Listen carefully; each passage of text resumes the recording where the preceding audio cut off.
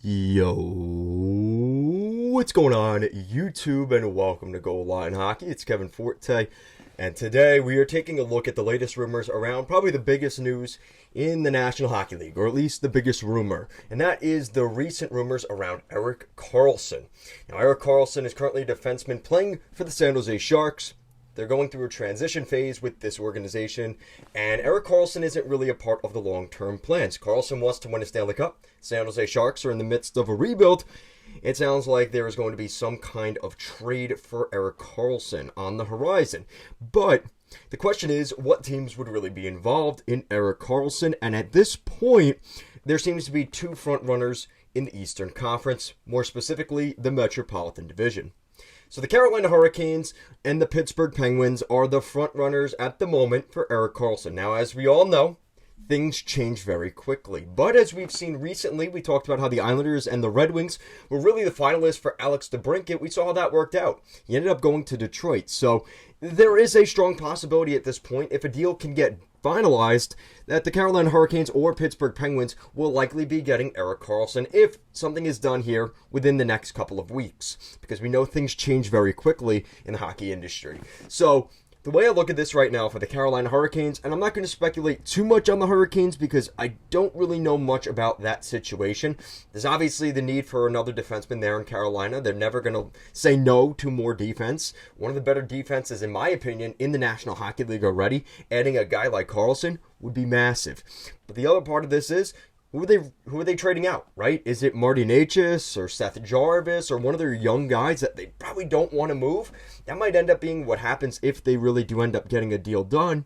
But there's another thing you have to remember here. And apparently, again, I'm not going to speculate much on this, but I'm just going off of what I've heard, is that Brent Burns and Erik Karlsson might not have ended things on the best terms in San Jose. I don't know how much Karlsson wants to play with Brent Burns again.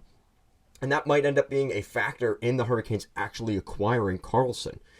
Now that leads us to the topic I want to delve a little bit more into, which is the Pittsburgh Penguins. Because the Penguins are kind of the opposite in the sense that they don't have the players to really get that deal done, like a Jarvis or a Necas, that's going to entice San Jose.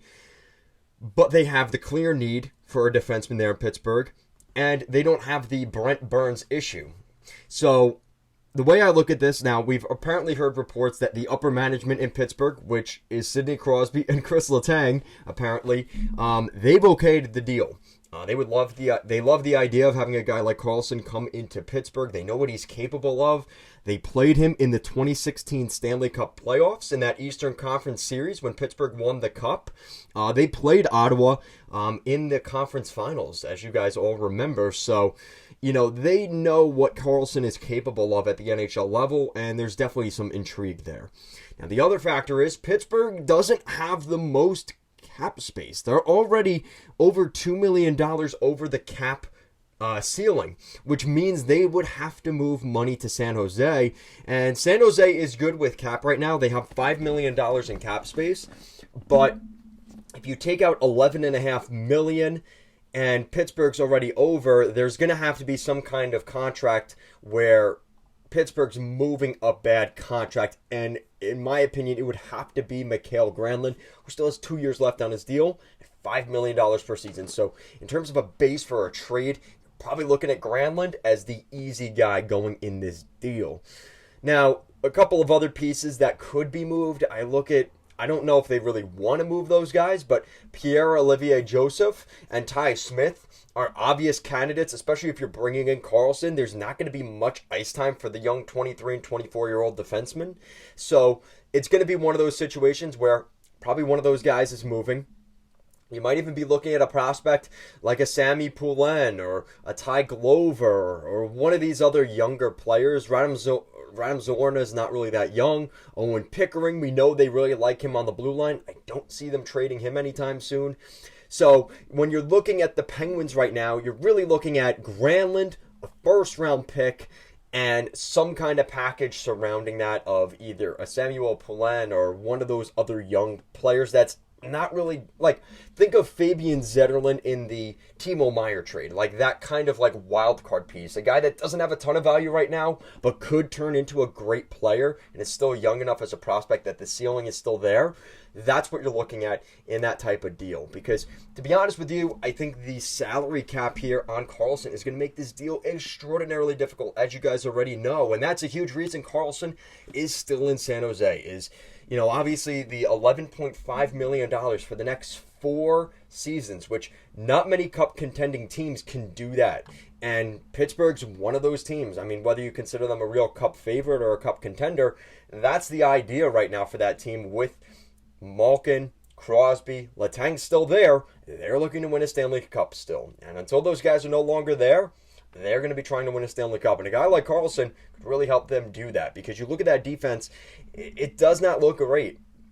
And, you know, I know that, you know, there was some interesting moves done by Jim Rutherford before he kind of dashed his way over to Vancouver. But, you know, Jeff Petrie, Chris Letang, Ryan Graves, and Marcus Pettersson is your top 4 doesn't really give me a ton of confidence. And, you know, I like Jeff Petrie, but for that cap hit and for what he's going to really provide to the Penguins, it's just not worth it. And it might actually prevent them from getting this deal done for Karlsson. But I'm optimistic that this is going to be a good deal here for both San Jose getting some cap relief, A, B, moving a guy that doesn't want to be there, C, picking up some prospects and draft picks. There's a win for Karlsson because he could try and win another Stanley Cup, try and chase that Stanley Cup before his career is over, between now and probably 2027 when his deal does expire. And for Pittsburgh, this is a win because it's going to hopefully reopen the window for Malkin, Crosby, and Letang. Adding Karlsson to the equation instantly gives the Penguins some credibility on the blue line, a puck-moving defenseman, and when healthy, Karlsson is a really good defenseman. We saw what he did last season. If he can continue to do that with a team like Pittsburgh, the sky's the limit for the Penguins next season and instantly changes their chances of making the playoffs and not making the playoffs next year. Because when I look at Pittsburgh, especially in that Metropolitan Division, that division is wide open. I would say Carolina and New Jersey, their spots are probably locked in. Everybody else in that division, kind of up for grabs, right? Columbus got better this year. Pittsburgh is kind of a middling team. Washington, kind of a middling team. The Islanders, the Rangers, kind of seem a little bit foggy at this point. The only teams that I would really say are at the bottom is probably Philadelphia. That's the only real team I could see really realistically not competing for a playoff spot in that Metropolitan Division. Everybody else is probably looking to make it to the playoffs next year. Maybe you could argue Washington and Philly, maybe. Everybody else, including the Blue Jackets, is going to be disappointed if they don't make the playoffs. The Pittsburgh Penguins are definitely one of those teams that if they miss the playoffs next year, the alarm bells will be going off in Pittsburgh because they had the change of management this year. If they do bring in someone like an Erik Karlsson, you know, they just invested big money in Tristan Jarry for the next couple seasons till 2028. The Penguins are trying to keep that window open, but it's definitely in the twilight hours. And if they are to pick up a guy like Karlsson, it's going to need to be for the right price. They might have to overpay, but you're trying to win another Stanley Cup right now. And I think the Penguins fans know that. I think the management in Pittsburgh knows that. The ownership, Fenway Sports, knows that. There's a great opportunity for the Penguins to try and win a Stanley Cup here. But we'll see if they can get this thing done. You know, like I said, don't count out the Hurricanes. We know that group, you know, has tried to make deals in the past. Don Waddell, really a good GM there. You've got the upper management there in Carolina. If they want to get a deal done, Tom Dundon and the Hurricanes will try to make that deal work for Karlsson. But like I said, Pittsburgh seems to be the front runner, so we'll keep you up to date. Of course, if a trade breaks, stay tuned here to the channel. Make sure you're subscribed to the channel. You like this video. Hopefully you guys like the new cut. Guys, as always, thank you so much for watching this video, and I'll see you again next time.